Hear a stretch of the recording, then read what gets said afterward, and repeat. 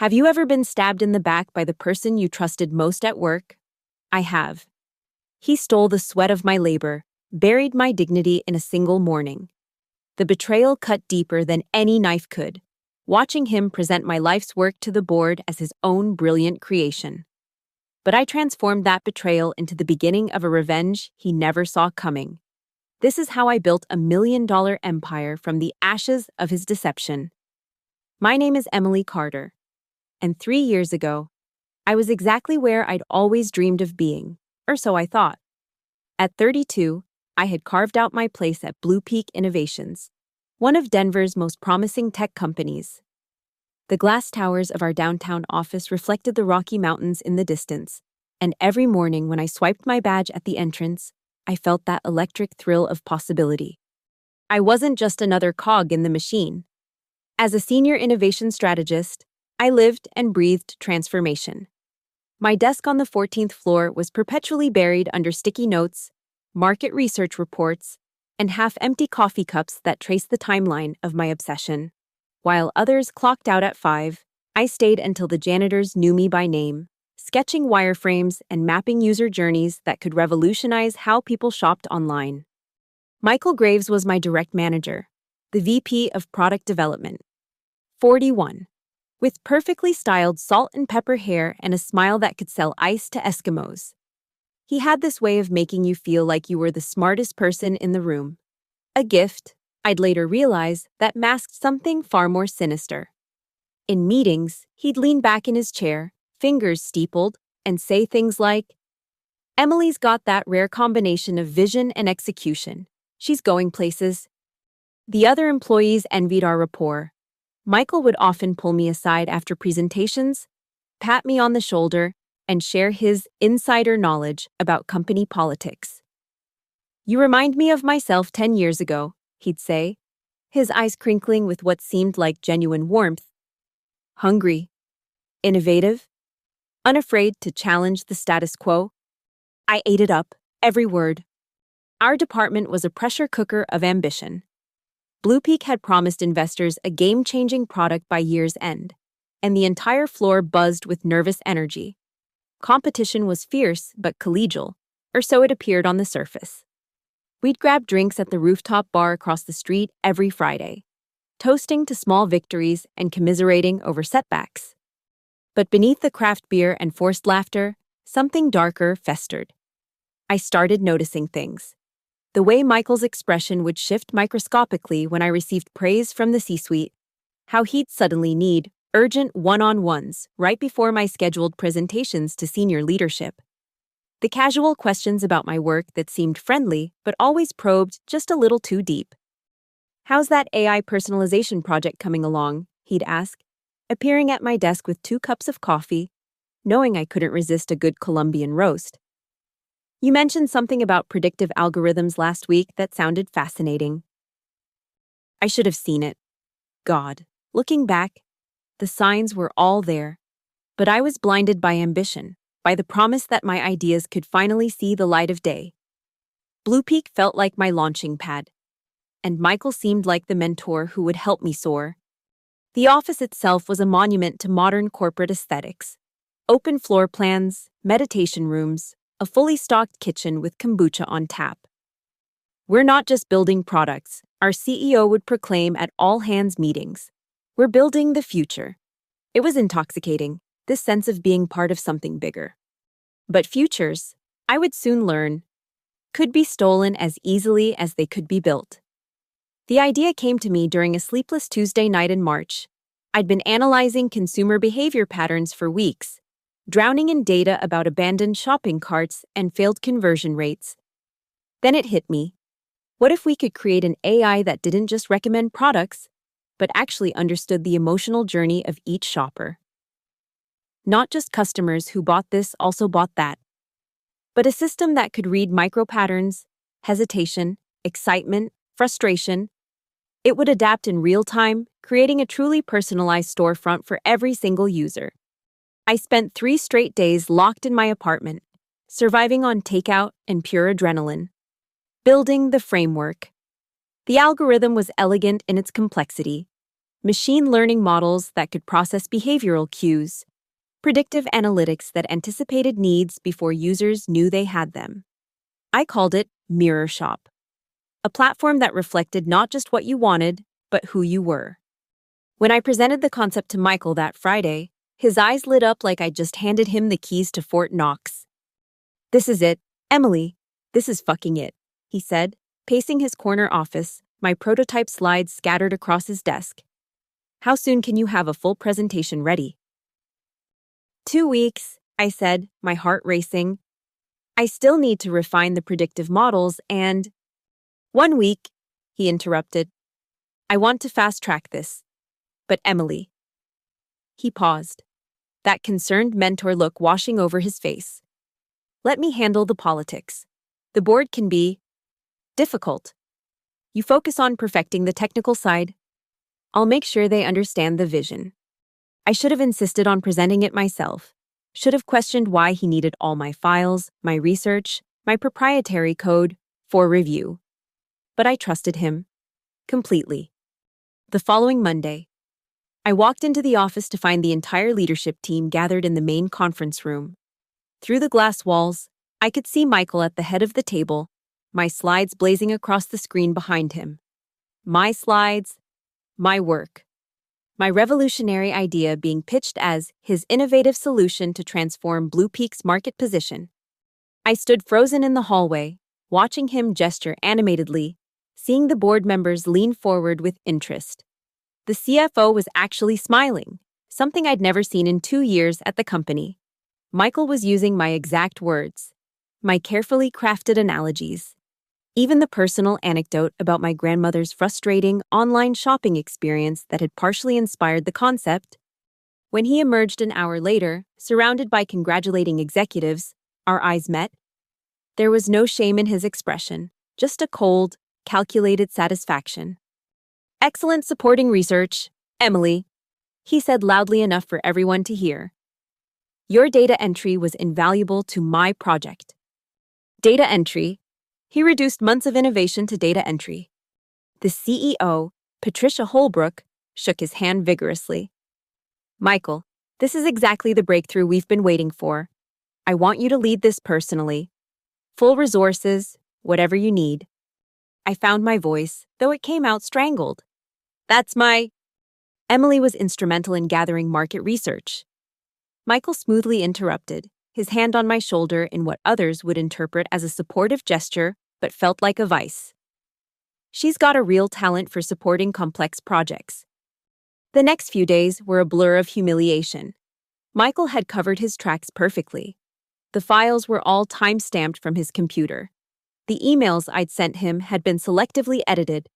When I tried to access my original work on the company server, I found my permissions had been mysteriously restricted. On Thursday, HR called me into a meeting. Michael was there, looking gravely disappointed. "Emily, we need to discuss your recent behavior." The HR director began. "Michael has raised concerns about your professionalism and your attempts to claim credit for departmental work." "He stole my idea," I said, my voice shaking with rage. "I have proof." "What you have," Michael interjected calmly, "is a pattern of insubordination and an inability to work as part of a team. I tried to mentor you, to help channel your enthusiasm constructively. But these delusions of ownership over company property are deeply concerning." The termination letter was already printed. 2 weeks severance, contingent on signing an NDA that would prevent me from ever discussing proprietary Blue Peak initiatives. As security escorted me out, box of personal items in hand, I passed the conference room where Michael was already conducting a Mirror Shop strategy session with my ideas splashed across every screen. He looked through the glass and gave me the smallest smile, the smile of a man who had won. He had no idea that his victory was actually the first move in my game. The first week after Blue Peak, I couldn't get out of bed. The blinds stayed closed, my phone went unanswered, and I survived on whatever was left in my refrigerator. The humiliation was a physical thing, sitting on my chest like a concrete block. Every time I closed my eyes, I saw Michael's satisfied smirk, heard Patricia Holbrook praising his visionary thinking. My savings would last maybe 3 months if I stretched it. The apartment in Capitol Hill wasn't cheap, and the severance was laughable. I'd invested everything into that job, turned down other offers, sacrificed relationships, poured my soul into work that was now being paraded around as Michael Graves's masterpiece. You need to sue them, my ex-boyfriend David said when he finally dragged me out for coffee 2 weeks later. This is theft, plain and simple. With what money? I laughed bitterly. And I signed an NDA. Besides, he made sure there's no paper trail. It's his word against mine. And guess who the company believes? David stirred his latte uncomfortably. Maybe it's for the best. You were killing yourself at that place anyway. I wanted to throw my coffee in his face. For the best? My life's work had been stolen, my reputation destroyed, and I was supposed to see this as some kind of blessing? My mother called daily from Florida, her voice dripping with that particular brand of maternal concern that felt more like judgment. Maybe you came on too strong, honey. You know how men can be about ambitious women. Perhaps if you'd been more collaborative? Even my own mother was blaming me. The worst part was the LinkedIn notifications. Former colleagues posting congratulations on Michael's groundbreaking innovation. Tech blogs picking up the story of Blue Peak's revolutionary new direction under his leadership. My idea was becoming his legacy, and I was being erased from my own narrative. 3 weeks in, I ran into Rachel Myers at Whole Foods. She'd been a senior engineer at Blue Peak until 6 months ago, when she'd abruptly quit. Seeing me in sweats, unwashed hair, and sunglasses indoors, she didn't need to ask what happened. Let me guess, she said over wine at her apartment later. Michael? How did you know? Because he did the same thing to me, smaller scale, but same playbook. Took credit for my optimization algorithm, gaslit me when I complained, then made my life hell until I quit. She refilled our glasses. I heard about Mirror Shop. That was yours, wasn't it? I nodded, tears threatening again. The bastard's got a pattern, Rachel continued. But here's the thing, everyone who really matters knows he's not that brilliant. He's a parasite. The question is, what are you going to do about it? What can I do? I'm nobody now, unemployed, discredited, probably blacklisted. Rachel leaned forward. Or, you're someone with nothing left to lose and everything to prove. That night, I lay awake staring at my ceiling, replaying her words.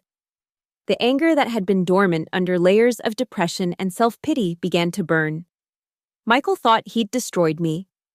The tech world thought I was a bitter, delusional woman who couldn't handle corporate pressure. They were wrong. At 3 a.m., I opened my laptop for the first time since the firing. My personal drive still had early sketches, notes I'd made before bringing anything to Blue Peak. The core idea was mine, developed on my own time. Michael might have stolen my presentation, but he didn't have my brain. He didn't have my vision beyond what I'd already shown him. I started writing, not code, not yet, but a manifesto of sorts. What Mirror Shop could have been versus what Michael would inevitably turn it into. He was a manager, not an innovator. He'd execute my existing ideas, but he couldn't evolve them. He couldn't see the next steps that were already crystallizing in my mind. By sunrise, I had 20 pages of notes and a revelation. Michael hadn't just stolen my idea, he'd freed me from the constraints of corporate bureaucracy. At Blue Peak, I would have spent months in meetings, getting approvals, watering down my vision to appease stakeholders. Now I could build exactly what I envisioned. No committees, no politics, no Michael. I looked at my reflection in the laptop screen, hollow eyes, gaunt cheeks, someone who'd been to hell and was still there. But behind that devastation, something else flickered. Determination. Michael Graves thought he'd ended my story. He had no idea he'd just written the first chapter of his own downfall. I opened a new document and typed, NovaPath Systems, Business Plan. The game was on. My office was a card table in the corner of my studio apartment, pushed against the window where the morning light was best.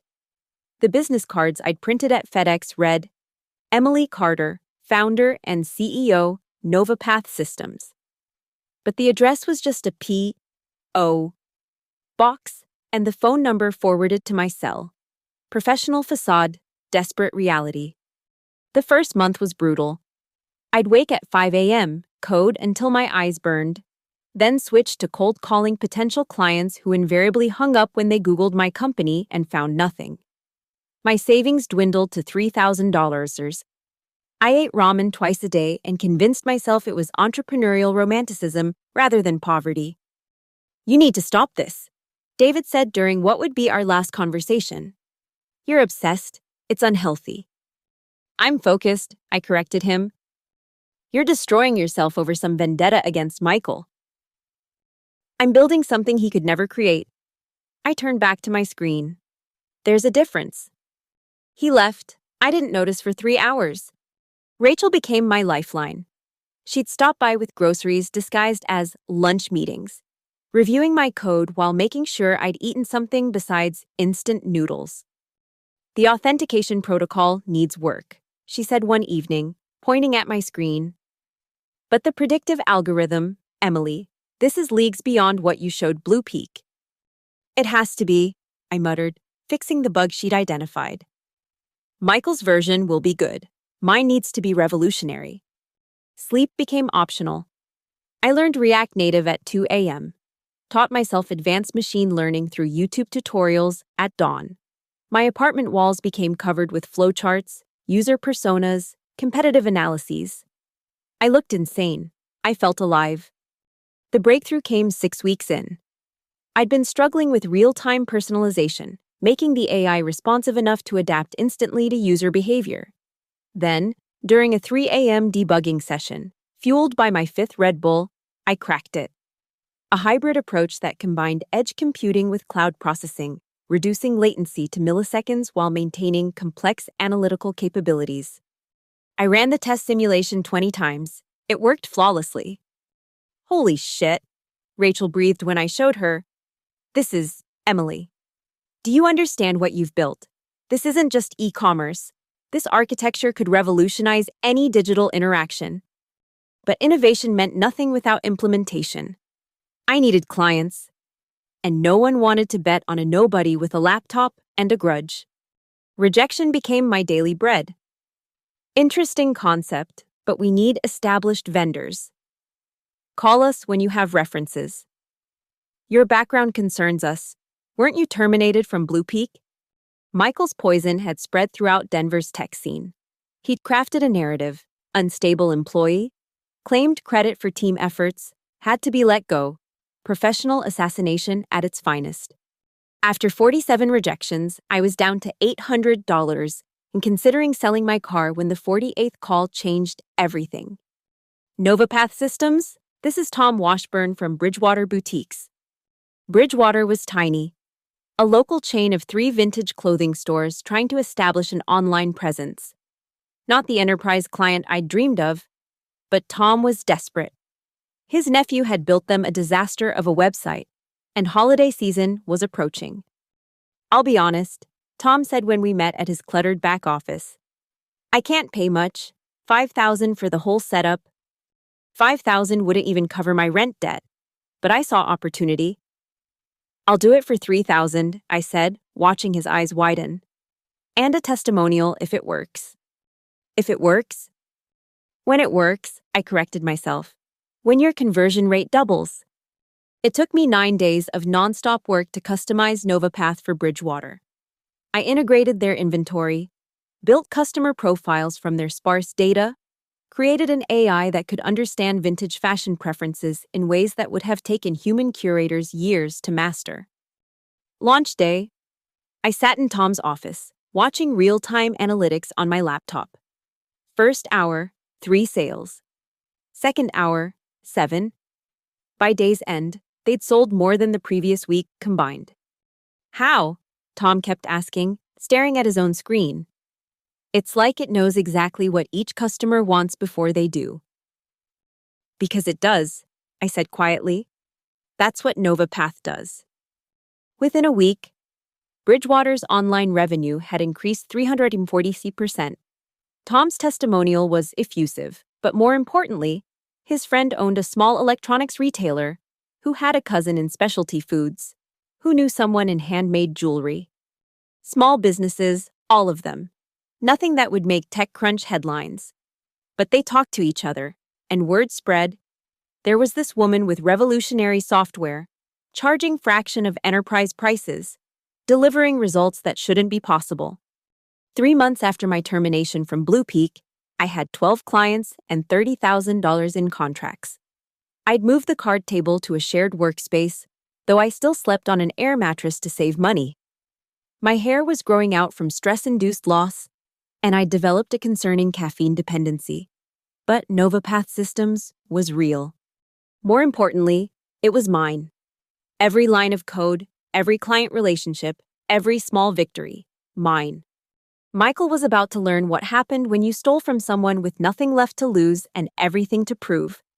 I want in. Rachel stood in my cramped workspace at the Denver Tech Collective, holding 2 coffees and wearing an expression I'd never seen before, determination mixed with exhaustion. "What about your job at Nexus?" I asked, though my heart was already racing at the possibility.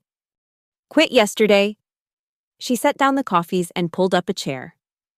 "Emily, what you're building, it's not just about revenge anymore, is it? This is something special. And frankly, you need someone who can optimize your backend before it crashes under growth." She was right. I'd been holding the entire operation together with digital duct tape and prayer. Last week, the system had crashed during a client demo. I'd played it off as a brief connectivity issue, but we both knew NovaPath was scaling beyond my solo capabilities. "I can't pay you market rate," I warned. "Maybe half, if we're lucky." "Then make me co-founder, 20% equity." 15. Deal. We shook hands over lukewarm coffee and stale donuts. NovaPath Systems had its first employee. Rachel's arrival changed everything. While I focused on client acquisition and product vision, she rebuilt our infrastructure from scratch. She introduced automated testing, streamlined our deployment process, and somehow made our AI run 30% faster while using half the server resources. "You were brute-forcing solutions," she explained, fingers flying across her keyboard. "Elegant code isn't just prettier, it's profitable." Our 13th client, Martinez Modern Furniture, became our proof of concept for enterprise potential. They weren't small, 60 employees, 8-figure annual revenue, and a disaster of an online presence. The owner, Elena Martinez, had heard about us through the Denver Small Business Network. "Everyone's talking about this miracle AI that saved Bridgewater," she said during our pitch meeting. "Show me what you've got." The demo nearly failed. 5 minutes in, the system started lagging.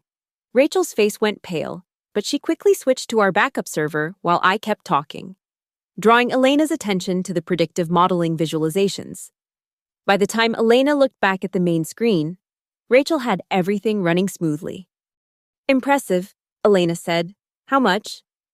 $50,000 for full implementation and first-year support, I said, my voice steady despite my racing heart. It was 10 times our biggest contract. 25. 40. 35, and you guarantee 30% conversion improvement. 20% improvement, I countered. But when we hit 30, and we will, you give us a case study and 3 enterprise referrals. Elena smiled. "You remind me of myself at your age." Deal. The Martinez implementation took 6 weeks and nearly killed us. Rachel and I practically lived in the office, surviving on takeout and determination. I handled the customer experience design while she managed the technical integration. We hired 2 freelance developers with the deposit money, promising bonuses we couldn't afford if we missed deadlines. Launch night, neither of us went home. We sat in the dark office, laptops glowing, monitoring every metric. First week, 15% conversion improvement. Second week, 22%. Third week, 38%. Elena didn't just give us referrals, she became our champion. She brought us to the Colorado Retail Association meeting, introduced us as the future of e-commerce, and publicly declared that NovaPath had revolutionized her business. The inquiries flooded in. Real companies with real budgets. We hired our first full-time developer, then a salesperson, then a project manager. The shared workspace became too small. So we rented a proper office. Nothing fancy, but ours. 6 months after founding NovaPath, we had 28 clients and $400,000 in annual recurring revenue. Tech Colorado ran a small feature on us. Denver's startup revolutionizes small business e-commerce. Michael must have seen it.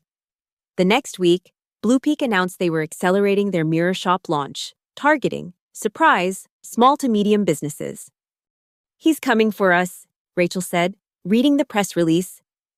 "No," I corrected, pulling up our latest client onboarding numbers. "He's playing catch-up." The differences were already clear.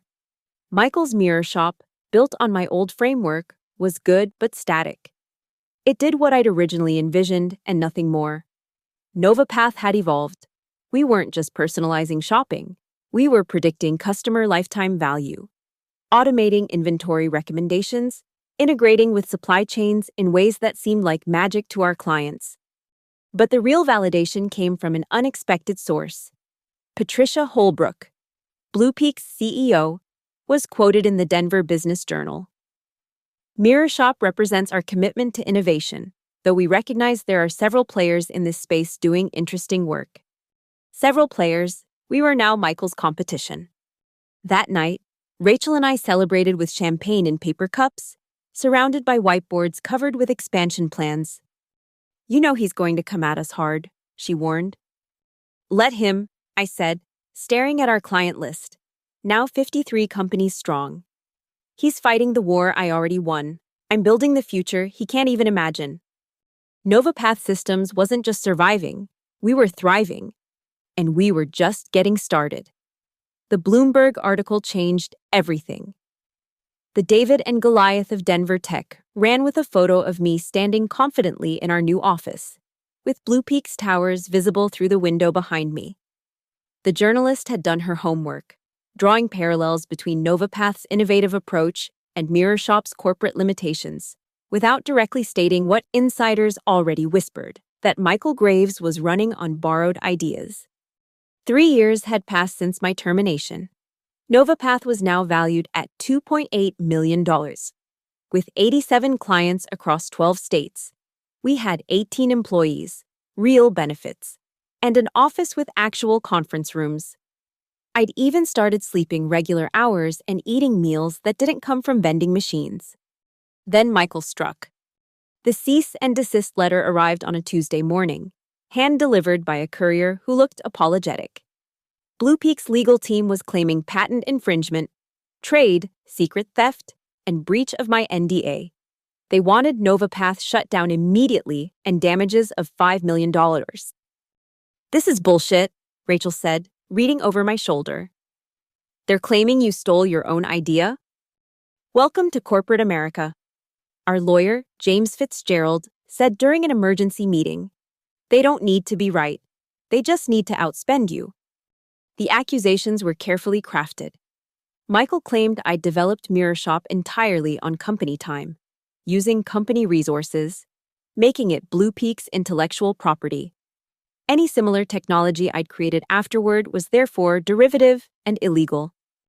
"But I have timestamps," I protested, personal notes from before I even joined Bluepeak. "Which they'll claim were backdated. Emily, they're not trying to win. They're trying to bleed you dry with legal fees." Michael had learned I was succeeding and decided to finish what he'd started. But he'd miscalculated one thing. The Denver tech community was watching.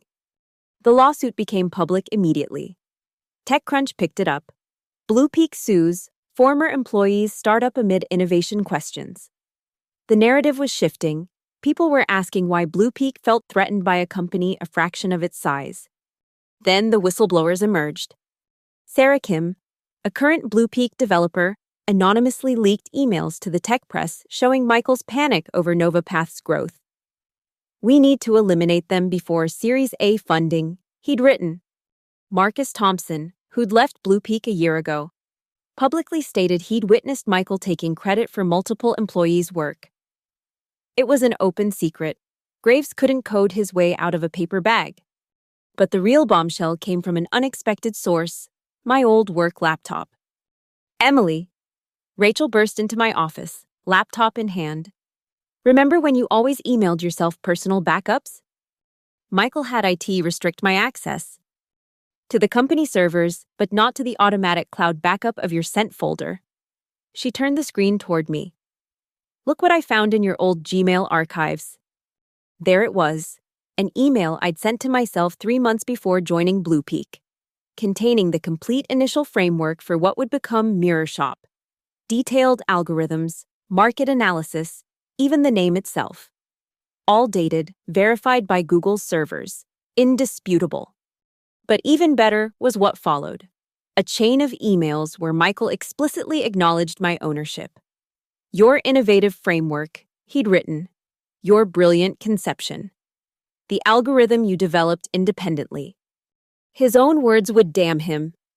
The courtroom was packed for the preliminary hearing. Blue Peak had brought a team of 6 lawyers. We had James and a paralegal. Michael sat at their table, that familiar, confident smile playing at his lips. He still thought money would win. Your Honor, James began, we have evidence that will completely dismantle the plaintiff's claims. The emails appeared on the courtroom screens. Michael's face went from confident to confused to ashen. His lead attorney frantically whispered with him, but there was no explaining away his own written admissions. Then came the coup de grace. Security footage Rachel had obtained from a former Blue Peak employee showing Michael accessing my computer after hours, downloading my files 2 days before his big presentation. Your Honor, Blue Peak's lead attorney stammered, we need to consult with our client. I've seen enough. Judge Harrison interrupted. This appears to be a clear case of a corporation attempting to suppress legitimate competition through frivolous litigation. But we weren't done. James had prepared a counterclaim, theft of intellectual property, defamation, and tortious interference with business relations. We weren't just defending anymore, we were attacking. The media feeding frenzy was immediate. Blue Peak executive exposed an IP theft scandal. David wins. Small startup forces tech giant to retreat. Michael's name was poison in every tech publication. Patricia Holbrook called me personally that evening. Ms. Carter, I had no idea about Michael's methods. Blue Peak is prepared to drop all claims and discuss a settlement for your counterclaim. I don't want your money, I said. I want a public apology and Michael's resignation. The line went silent. Then, done. The next morning, Michael Graves was no longer employed by Blue Peak. His LinkedIn profile disappeared. His Twitter went private. The man who'd tried to erase me had been erased himself. But I wasn't celebrating yet. This was just the beginning of justice. The public apology ran in the Denver Post, Wall Street Journal, and TechCrunch simultaneously. Blue Peak admitted to institutional failures in attribution and intellectual property management. They never named Michael directly, but everyone knew. My phone exploded with congratulations, interview requests, and something unexpected, investment offers. Emily, you need to see this, Rachel said, pulling up our analytics. Since the news broke, we've had 300,000 visitors to our site, 62 enterprise inquiries, and... She paused for effect. Sequoia Capital wants to meet. NovaPath had become the ultimate underdog story. The woman who'd been wronged, who'd built something better from scratch, who'd taken on a giant and won. Our valuation discussions jumped from $3 million to $10 million overnight. But the sweetest vindication came from our clients.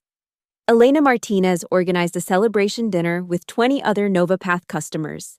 Tom Washburn, my first believer, stood up with tears in his eyes.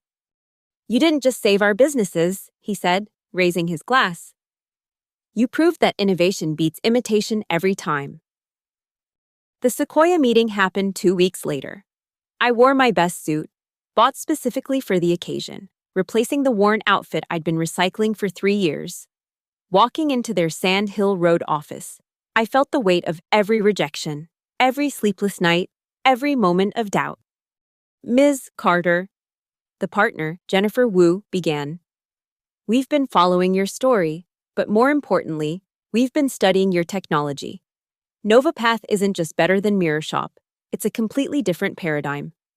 They offered $8 million for 30% equity, valuing NovaPath at nearly $27 million, 3 years from termination to 8-figure valuation. We'll need to think about it, I said calmly, though my hands were shaking under the table. That night, Denver's tech community threw an impromptu celebration at the rooftop bar where Blue Peak employees used to drink. The same people who'd avoided me after my termination now wanted selfies. The narrative had completely flipped. I wasn't the unstable employee who'd been rightfully fired. I was the visionary who'd been robbed and had fought back to build something extraordinary. Patricia Holbrook appeared at the bar, looking uncomfortable but determined.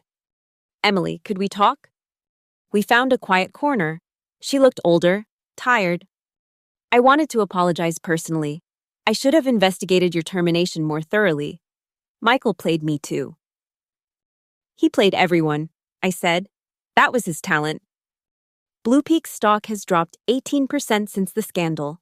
The board wants to know, would you consider coming back? As Chief Innovation Officer, your terms, your team, your vision. The offer I would have killed for 3 years ago. Now it felt like consolation prize. No, I said simply. But I'll sell you a NovaPath Enterprise license. Friends and family discount, only $200,000 annually. She laughed, genuinely. You've learned the game well. The news of Michael's complete downfall trickled in through industry contacts. He tried to get hired at 3 different firms, but his reputation was radioactive. His wife had filed for divorce. He'd sold his Tesla and moved from his Cherry Creek mansion to a 1-bedroom in Aurora. The golden boy who'd stolen dreams was living his nightmare. I should have felt satisfaction, but mostly I felt empty. Revenge, even served cold with a side of justice, didn't erase the pain of betrayal. You won, Rachel said as we signed the Sequoia papers, officially making NovaPath worth $27 million. How does it feel? Like the beginning, I said, looking at our growth projections. Michael thought he was stealing a product. He never understood he was just giving me a reason to build an empire. The Denver Business Journal ran our photo on the cover. NovaPath Systems secures 8 Embracers Series A, proves innovation can't be stolen. In the background of the shot, barely visible through our office window, stood the Blue Peak Towers. A week later, a package arrived at my desk with no return address. Inside was a single sheet of paper with Michael's handwriting. You were right. I couldn't evolve it. Congratulations. I fed it into the shredder without a second thought. His acknowledgement meant nothing now. NovaPath had 700 clients, offices in 3 cities, and a valuation that made those early ramen days seem like a different lifetime. We'd started with revenge, but built something far more powerful. Proof that stolen ideas could never match authentic innovation. The best revenge wasn't destroying Michael. It was becoming everything he'd tried to prevent me from being. And then surpassing even that. The new NovaPath headquarters stood 15 floors high in downtown Denver, a gleaming testament to what could be built from the ashes of betrayal.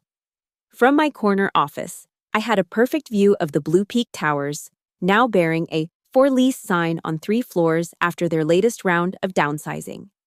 It was a Thursday morning, exactly 3 years since security had escorted me out with my pathetic cardboard box. Now I was signing papers that would value NovaPath at over $50 million in our Series B round. Rachel, now Chief Technology Officer, sat beside me, reviewing the terms that would expand our operations internationally. Ms. Carter, my assistant announced, your 10 a.m. is here. I'd been expecting another investor, but walking through my door was Patricia Holbrook, former CEO of Blue Peak. She'd been ousted 6 months ago when the board lost confidence following the scandal's aftermath. Emily, she said, taking a seat across from my desk. I'm here with a proposition. If Blue Peak wants to acquire us... No, she interrupted. Blue Peak filed for Chapter 11 yesterday. They'll be announcing it this afternoon. The news should have thrilled me. The company that had tried to destroy me was itself destroyed, but I felt oddly hollow. I'm starting a new venture, Patricia continued. Ethical tech incubator. I want NovaPath to be our flagship partner. I've learned what happens when you prioritize theft over innovation, politics over talent. I want to build something different. Why should I trust you? You shouldn't, she said honestly. But you should trust that I've learned the cost of enabling people like Michael Graves. Michael. I'd heard he was working as a consultant now, struggling to find clients. His name a cautionary tale whispered at tech conferences. The man who'd had everything and lost it all because he'd chosen to steal rather than create. I'll think about it, I told Patricia. After she left, I stood at my window, looking down at the city that had once felt so hostile. The Denver Tech Collective where I'd started had a plaque now. Original home of NovaPath Systems. Tom Washburn from Bridgewater Boutiques had franchised nationally using our technology. Elena Martinez served on our board. The small businesses I'd built from desperation had become an empire of innovation. My phone buzzed. A Google alert for my name. Another article, this one in Forbes. Emily Carter, the CEO who turned betrayal into a billion-dollar vision. They were premature on the billion, but not by much.